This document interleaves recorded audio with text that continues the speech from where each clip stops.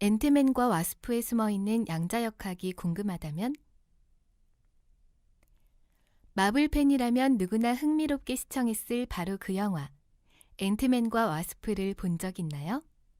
앤트맨은 인공두뇌학자 행크 핌이 만든 수트를 입고 몸을 개미만큼 작게 만들거나 건물만큼 거대지게 만들어 적과 싸우는 매력적인 히어로입니다.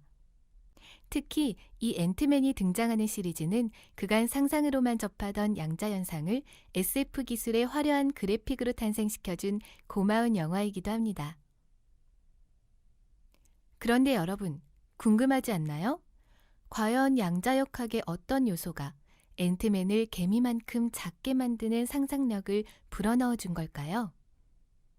그리고 앤트맨과 와스프에서 양자세계에 있는 줄로만 알았던 행크 핌의 아내인 제닛 반 다인이 어떻게 주인공인 스콘랭의 몸을 통해서 메시지를 전달할 수 있었던 것일까요?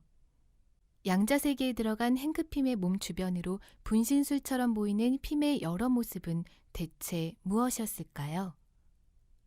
이번 부록에서는 영화 앤트맨과 와스프에 녹아있는 양자역학 이야기를 한번 만나보겠습니다. 먼저 앤트맨의 트레이드마크, 수트를 통해 몸을 줄였다 늘렸다 할 수 있는 기적의 테크놀로지라 불리는 핌 입자 속 과학적 아이디어를 함께 알아보겠습니다. 원자는 원자핵이라는 양전하를 띤 입자와 음전하를 띤 전자로 이루어져 있습니다. 여기서 놀라운 것은 원자 전체에서 원자핵이 차지하는 크기는 약 10만 분의 1밖에 되지 않는다는 사실입니다. 전자는 더 심각해서 이렇게나 작은 원자핵보다 1000분의 1만큼 더 작습니다. 다시 말해 전자는 원자가 차지하는 크기의 약 1억 분의 1밖에 되지 않는다는 뜻입니다. 원자가 야구장만 하다고 가정하면 야구장 속의 야구공의 크기가 원자핵의 크기이고 야구장 밖 멀리 떨어진 공간에서 날아다니는 먼지가 전자의 크기 정도라는 의미지요.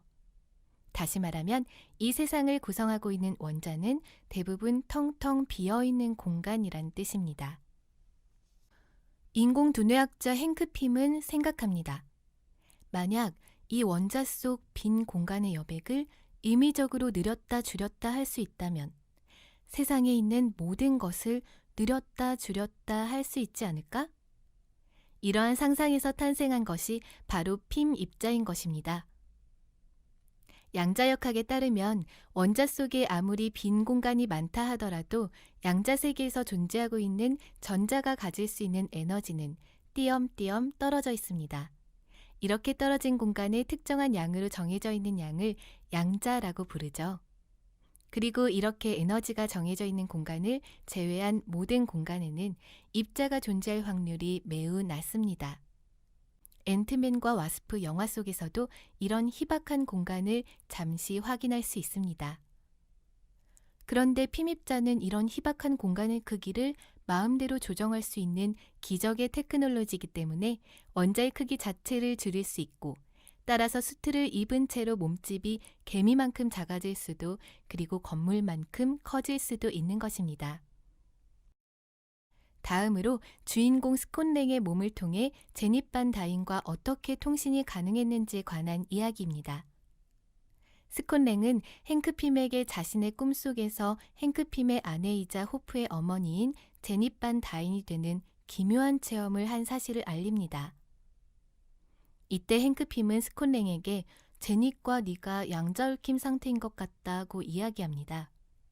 양자 얽힘 상태? 이건 무슨 말일까요?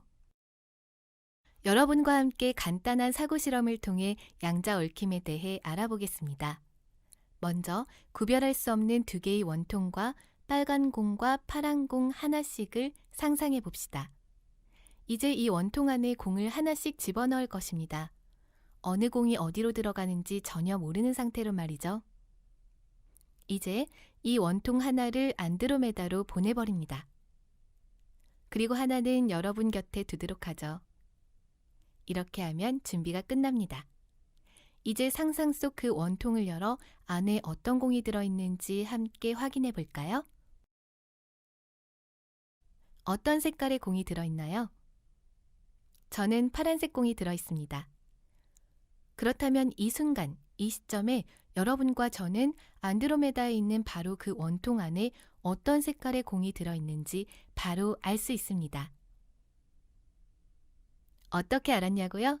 애초부터 공의 색깔은 한쪽이 파란색이면 반드시 한쪽은 빨간색일 수밖에 없는 딱 두 가지 조건밖에 없었기 때문입니다.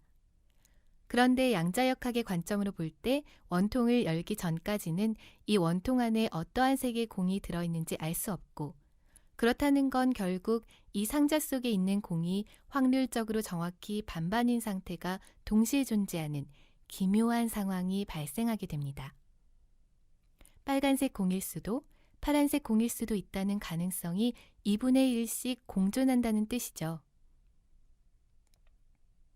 그런데 이 시점에서 원통을 열어보는 나의 관측 행위가 이 원통 속 공의 색깔을 결정지었고, 동시에 저 안드로메다로 보내진 원통 속의 공 색깔 또한 하나의 색으로 결정짓게 만든 것이죠.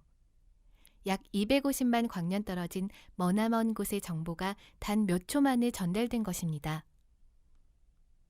이것이 바로 양자얽힘이라고 하는 현상이며, 관측을 하기 직전까지는 원통 속의 공이 확정되지 않는 여러 상태가 동시에 존재하는 이러한 모습을 중첩 상태라고 합니다. 스콧을 통해 제닛이 연결될 수 있었던 이유는 양자 영역을 들여다볼 수 있는 장치를 이용해 제닛을 관찰하려고 시도한 순간, 제닛의 상태가 결정됨과 동시에 제닛과 양자얽힘으로 연결된 스콧에게 정보가 전달되는 모습을 SF적인 요소로 표현한 것이죠. 행크핌이 양자 영역으로 돌입했을 때 몸에서 분신처럼 여러 상태가 보였던 이유 또한 양자 크기의 물체가 가지는 고유한 특성인 중첩 상태를 몸소 경험할 수 있는 크기까지 작아졌기 때문입니다. 아무리 SF 영화라지만 정말 흥미롭지 않나요? 지금까지 여러분은 영화 속 깊숙이 스며들어 있는 양자역학에 관한 이야기를 함께 알아봤습니다. 물론 마블의 영화들이 과학 다큐멘터리 영화도 아니고 극적 표현을 위해 양자역학의 개념을 과장하거나 왜곡해 사용한 것은 사실입니다. 그러나 양자역학적 요소들이 이제는 기술을 뛰어넘어 만화, 영화 등으로 우리의 삶과 점점 친숙해지고 있다는 사실이 정말이지 반가울 따름입니다. 아직 영화를 보지 않으신 분들이 있다면 이 글을 읽고 한층 더 재미있는 영화 관람이 되길 소망해 봅니다.